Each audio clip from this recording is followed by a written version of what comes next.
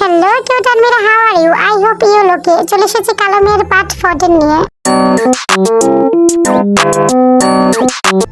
কেমন আছো তুই আপু? এটাকে আমি সত্যি দেখতেছি। জীবন তুই? হ্যাঁ আপু আমি। কেমন আছো? আমি ভালো আছি। তুই কেমন আছিস? কিভাবে পারলে আমাকে ছেড়ে যেতে? আম্মু আম্মু তাড়াতাড়ি নিচে আসো, দেখো কে এসেছে। জীবন এসেছে। ফাইনালি তুই চলে এসেছিস, আমি অনেক খুশি। কি জীবন এসেছে? কই কই? এমা এটা সত্যি জীবন? আমার তো বিশ্বাস হচ্ছে না, তুই ফিরে এসেছিস। অবশেষে আমার ছেলেটা তোকে আনতে পারলো। আমি আর কই আনতে পারলাম, আমার জন্য। জাঙ্কুক অন্য কিছু বলতে যাবে তার আগে জিমিন জাঙ্কুকে চুপ করে দেয়, হাত ধরে ফেলে। কেমন আছো মামা মামি? তোমরা ভালো আছো তো? মারে তোকে ছাড়া কিভাবে ভালো থাকি? তার উপর তুই আমাদের বংশধরকে নিয়ে চলে গিয়েছিলি, তো টেনশনে তো পাগল হয়ে যাচ্ছিলাম। বাদ দাও তো মামা, এখন তো চলে এসেছে না, আমরা আগের মতো থাকবো। ওকে মামা, আপনি আমার লাগেজটা নিয়ে রুমে যান, আমি আসতেছি। জাঙ্কুক তো জীবনের বিয়ের থেকে পুরাই ধোয়া মেরে যায়। এটা কি আজও সম্ভব? সত্যি কেউ সবকিছু ঠিক করতে চায়, আমার সাথে থাকতে চায়? তারপর জাঙ্কুক জিমিনের লাগেজ নিয়ে রুমে চলে যায়। আচ্ছা আমি এখন আসি, আপনারা ভালো থাকবেন। জিমিন তুমি তোমার খেয়াল রেখো। এভাবে গেলে চলবে দুলাভাই? আমাদের মিষ্টিমুখ করাবেন না? মিষ্টিমুখ? কিসের মিষ্টিমুখ জিমিন? তোমার কি মিষ্টি খেতে মন চাইছে? হ্যাঁ রে জিমিনের সুগা তো দুলাভাই কবে থেকে হলো? আজকে থেকে। দুলাভাই শুভ কাজে দেরি করতে নেই, তাড়াতাড়ি বিয়ের জন্য প্রস্তুত হন। বিয়ে? কার বিয়ে? সুগা তুমি বিয়ে করতেছো? না মানে আঙ্কেল মামা আমি বলতেছি, সুগা ভাই তেয়াপুকে ভালোবাসে, তেয়াপু সুগা ভাইকে ভালোবাসে। সুগা ভাই তো তেয়াপুকে প্রপোজও করেছে। এটা কি সত্যি? না মানে বাবা আমি এখন অ্যাকসেপ্ট করিনি, কিন্তু হ্যাঁ আমি সুগাকে ভালোবাসি। জেকের বাবা সুগা অনেক ভালো ছিল, এখানে আমার কোনো আপত্তি নেই। আমারও কোনো আপত্তি নেই। দেখেছ জীবন আসাতে গোটা কথা হাসি খুশি হয়ে গেছে। এসব বাদ তো বিয়ের কথা বলো। সুগা ভাই ইউরোপ কান্ট্রি চলে যাবে, তাই যত তাড়াতাড়ি সময় বিয়েটা করে নেওয়া ভালো। সুগা তুমি বিদেশ চলে যাবে? কই আমি তো জানি না। এই রে মিথ্যে বলে তো ফেসে গেছি, এখন কি বলে? না মানে বলতে চেয়েছিলাম, কিন্তু সেদিন রিজেক্ট হওয়াতে মনটা ভালো ছিল না, তাই বলিনি। তাহলে তো যত তাড়াতাড়ি সময় বিয়ের ডেট ফেলতে হবে। তুমি কি বিদেশ যাওয়ার আগে বিয়ে করতে চাও নাকি এসে? না মামা সুগা ভাই আমাকে বলেছে তিয়াপুকে বিয়ে করে তিয়াপুকে নিয়ে বিদেশ চলে যাবে এই মাসে সুগা ভাইয়ের ফ্ল্যাটে, তাই যত তাড়াতাড়ি সম্ভব তাদের বিয়ে দেওয়া ভালো হবে। তাহলে সুগা দিন তারিখ ঠিক করবে কবে? কেন আজকে করলেই কি হবে? হ্যাঁ জীবন ঠিক বলছে, আজকে করলে কোনো সমস্যা নেই। আপনারা যেহেতু এই বিয়েতে রাজি, তাহলে চলুন আজকে বসেই সবাই মিলে ডিসাইড করি কবে বিয়ে ডেট ফেলানো যায়। জাঙ্কুক উপর থেকে সবকিছু দেখছিল। জাঙ্কুক আর সুগা ভালোই বুঝতে পারছে জীবনের মাইন্ডে কি চলতেছে। আমি জানি জীবন থেকে অনেক ভালোবাসে, তাই তো মিথ্যা বলেছিলাম যাতে জীবনের বাড়িতে আসে, কিন্তু আমি তো ফেসেই গেলাম। নাকি তুমি আমার মাঝে ঢুকতে চাও না? তুমি বাস পালাতে চাও। যত তাড়াতাড়ি সম্ভব এই বিয়ে হয়ে গেলে তুমি চলে যাবে, আমি জানি। দেন সবাই মিলে সামনের সপ্তাহে বিয়ে ফিক্স করে। এটা একটু বেশি তাড়াতাড়ি হয়ে গেল না? বিয়ের জন্য তো প্রিপারেশনও নিতে হবে। কই তে আপু বেশি তাড়াতাড়ি কই হয়ে গেল? তুমি তো বিদেশ চলে যাবে, তার জন্য তো প্রিপারেশন নিতে হবে তাই না? জিমিন তুই যে কেন এত তাড়াতাড়ি করতেছিস বুঝতে পারছি না। তুই কতদিন পরে এসেছিস, আমার তো মন চাচ্ছে তোর সাথে কাটাতে কিছু সময়। তুই আপু একদম টেনশন করো না, এই কদিন একদমই সুগা ভাইয়ের সাথে তোমাকে টাইম কাটাতে দিব না। যা টাইম আছে আমার। বিয়েতে কি করবে না করবে সবকিছু ডিসকাস করে সুগা বাড়িতে চলে যায়।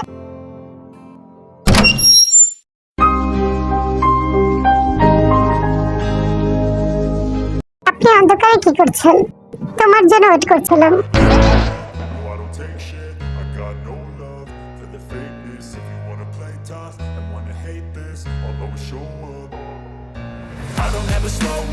জাঙ্কুক আজ নেশা করেছিল। জাঙ্কুক ভুলেই গেছে যে জীবনের 8 মাস চলতেছে।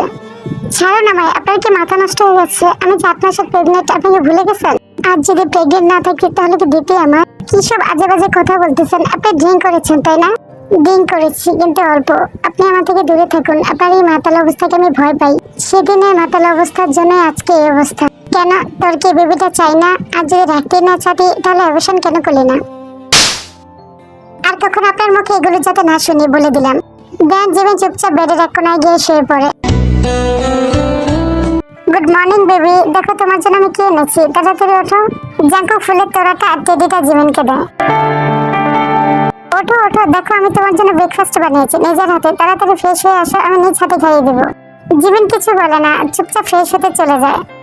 জাঙ্কুক নিজ হাতে জীবনকে খাইয়ে দিচ্ছে, খুব যত্ন করে, আর জীবনও খেয়ে নিচ্ছে। কেমন হয়েছে খাবারটা? আমি নিজ হাতে বানিয়েছি। এই বেবিটাকে আমি অনেক ভালোবাসবো। ডেলিভারি আগ পর্যন্ত আমি নিজ হাতে তোকে খাওয়াবো হেলদি খাবার।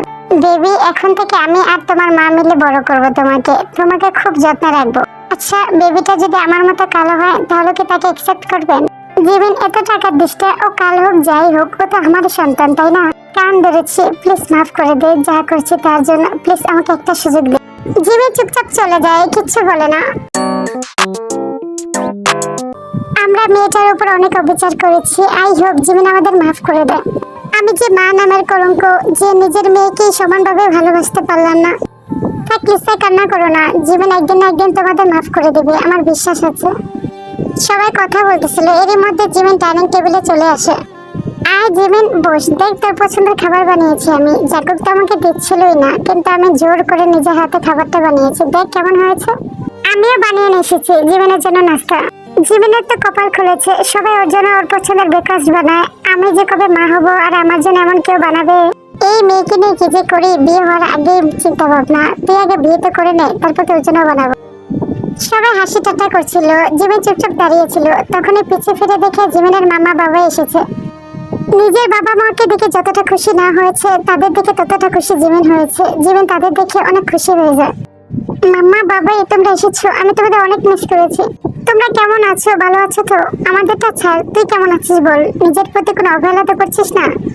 আপনাদের স্বাগতম, আপনাদের এখনো থ্যাঙ্কস বলা হয়নি, আপনাদের জন্য আমাদের জীবন এখনো সুরক্ষিত আছে। থ্যাঙ্কস বলার কি আছে, থ্যাঙ্কস বলে আমাদের ছোট করবেন না। এত বছর যে সুখটা পাইনি, জীবন আমাদের এই কদিনে সেই সুখটা দিয়েছে, সন্তান হওয়ার অভাব পূরণ করে দিয়েছে। হয়তো পেটে ধরতে পারিনি, লালন পালনও করতে পারিনি, বড় করতে পারিনি নিজ হাতে, কিন্তু এই কদিনে জীবন আমার মেয়ে হয়ে উঠেছে। এই কারণে মা আর বাবা কখনো ডাক শুনতে পারবো তা বিশ্বাস করিনি, কিন্তু জীবন বিশ্বাস করিয়েছে। জীবন আমাদের স্ত্রী মর্যাদাটা দিয়ে। জীবনের কান্না কান্না অবস্থা হয়ে গেছিল তাদের কথা শুনে, তাই যিশু কথা কাটিয়ে দেয়। দূর, আমিও না কিনে বসে পড়েছি। জীবন তুই নাস্তা করে ফেলেছিস, আমি তোর জন্য নাস্তা বানিয়ে নিয়ে এসেছিলাম। বাহ জীবন, তুই তো খুব লাকি, তোর জন্য তিন মা নাস্তা বানিয়ে নিয়ে এসেছে। না এখন তুইও খা আর আমাদেরকেও খেতে দে তোর মায়ের হাতে নাস্তা। তারপর সবাই জীবনের সামনে এক এক করে নাস্তাগুলো রাখে। জীবন যিশু আর জেনাটা খাচ্ছিল, শুধু লিসারটা বাদে। আমি জানি আমি তোর সাথে অন্যায় করেছি, আমি একটা ভালো মা না, কিন্তু বিশ্বাস কর অনেক কষ্ট করে এই ব্রেকফাস্টটা বানিয়েছি, তুই একটু মুখেও দিলি না। জানি অনেক অন্যায় করেছি, তোর উপর অনেক অভিমান আছে আমাদের প্রতি, কিন্তু তোর মা অনেক কষ্ট করে ব্রেকফাস্টটা বানিয়েছে, একটু মুখে দিলে কি হতো জীবন। আপনারা তো জীবনের জন্মদাত্রী পিতা আর মাতা, তাই না? আমি জীবনের সাথে 8 মাস থেকেছি। জীবন কি খায়, কিসেতে অ্যালার্জি, সবকিছু আমরা জানি, কিন্তু আপনারা কেন জানেন না জীবনের মাটানে যে অ্যালার্জি আছে? হ্যাঁ লিসা, জীবনে মাটানিতে অ্যালার্জি আছে, খাওয়ার সাথে সাথে রিয়াকশন করে। হ্যাঁ ফুপি, জীবনে মাটানে অ্যালার্জি আছে, তাই খায়নি। সরি টু সে, জন্ম দিলে মাতার পিতা হওয়া যায় না, তার জন্য কর্ম করাও লাগে। লিসা, জীবন জীবনের জন্য অনুতপ্ত, তাই ক্ষমা চায়, আর জীবন মাপও করে দেয়। বাবা মা যাতে অন্যায় করুক, কখনো সন্তানের কাছে ক্ষমা চায় না, তাই আমাকে গুনার দাবিদার করো না, আমি তোমাদের এমনি মাফ করে দিয়েছি। জীবনের মনটা অনেক বড়, তাই খুব সহজে সবাইকে মাফ করে দিল। আই হোপ আমার ভাইকেও তুই এইভাবে মাফ করে দিবি। মাফ না করে যাবে কোথায়? যেইভাবে আমার ছেলে ক্ষমা পাওয়ার জন্য উঠে পড়ে লেগেছে, মাফ না করে থাকতেই পারবে না? প্লিজ মাতে একটু বেশি করে দোয়া করো, যাতে তোমার বউর মনটা একটু নরম হয়। জীবন তাড়াতাড়ি রেডি হয়ে নাও, আজকে তোমার চেক আপ। অ্যাপয়েন্টমেন্ট আমি নিয়ে ফেলেছি ডাক্তারের, বাস দেখি আমি অফিস চলে যাব। কিসের চেক আপ? আলট্রাসাউন্ড। আমিও যাবো সাথে, আমিও যাবো সাথে। না আমিও যাবো। দূর চাই, সবাই যাব। সবাই কিভাবে যেতে পারে? দেখো আমি বাচ্চার বাবা, আমার তো যাওয়াই লাগবে। না আমি তো বাচ্চা না, আমার যাওয়া লাগবে না। আমি তো বাচ্চার দাদা, আমারও তো যাওয়া লাগবে। সবাই চুপ থাকো, সবাই চলো, তাও ঝগড়া করো না। আমি রেডি হয়ে আসতেছি, আমি রেডি করে দিই তোকে। লাগবে না, আমি রেডি হয়ে আসতেছি, আপনি থাকুন। বাড়িতে আর কেউ থাকলে সাথে করে নিয়ে আসতেন মিস্টার জিওন। সরি ডক্টর, সবাই একটু বেশি কিউরিয়াস। আলতা করে তো বেবিটা সুস্থ আছে কিনা, তাই আমরা সবাই দেখতে চাচ্ছিলাম, না মানে জানতে চাচ্ছিলাম। মিস্টার লি আমাদের হসপিটালের অর্গানাইজ, আর আপনাকে আমরা চিনি, তাই এত মানুষকে এলাও করলাম, নাহলে এলাও করতাম না। এটা একটা just normal regularly check up, আমরা এত মানুষ এলাও করি না। যাকে বাদ দেন, আলতাটা স্টার্ট করি। মিস জিমিন শুয়ে পড়ুন।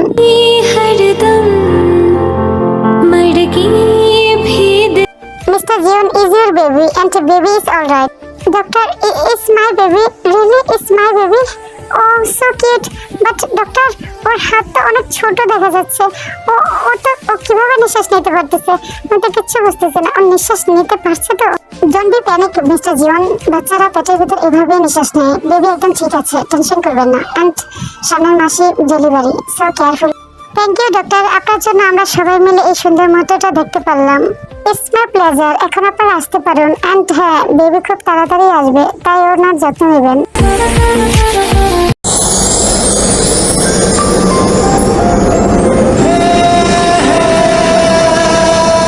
থ্যাংক থ্যাংকস জিমিন, আমাকে পৃথিবীর এত বড় সুখটা দেওয়ার জন্য। তোর জন্য এটা সম্ভব হয়েছে। জিমিন আজও নিশ্চুপ, বাস এক পলক জাঙ্কুকের দিকে তাকিয়েছিল, তারপর জাঙ্কুকের থেকে দূরে সরে যায়। অনেক অভিমান আমার উপর, তাই না জিমিন? জানি না এই অভিমান কবে মিটবে। আজও কি তোর অভিমান মেটাতে পারবো আমি? তোর এই ঠান্ডা চাহনিকে আমি ভয় পাচ্ছি জিমিন। দূরে চলে যাবি না তো আমার থেকে? সত্যি জিমিন, দূরে চলে গেলে পাগল হয়ে যাব। খুব কষ্ট হচ্ছে জিমিন, অনেক কষ্ট হচ্ছে। এখন বুঝতে পারছি একটা ভালোবাসাটা কতটুকু কষ্টকর। হারে হারে টের পাচ্ছি এখন আমি। সৌন্দর্যের পূজারি ছিলাম, মোহ কেটে গেছে। এখন সবকিছু আমার বিষাক্ত লাগে তুই ছাড়া। আজকের পার্টে এ পর্যন্তই। এই স্টোরির আরেকটা পার্ট হবে last part, so waiting for last part. And হ্যাঁ, ভিডিওটা ভালো লাগলে লাইক কমেন্ট সাবস্ক্রাইব অবশ্যই করে দিবে কিউট আর্মিরা। Tata bye by.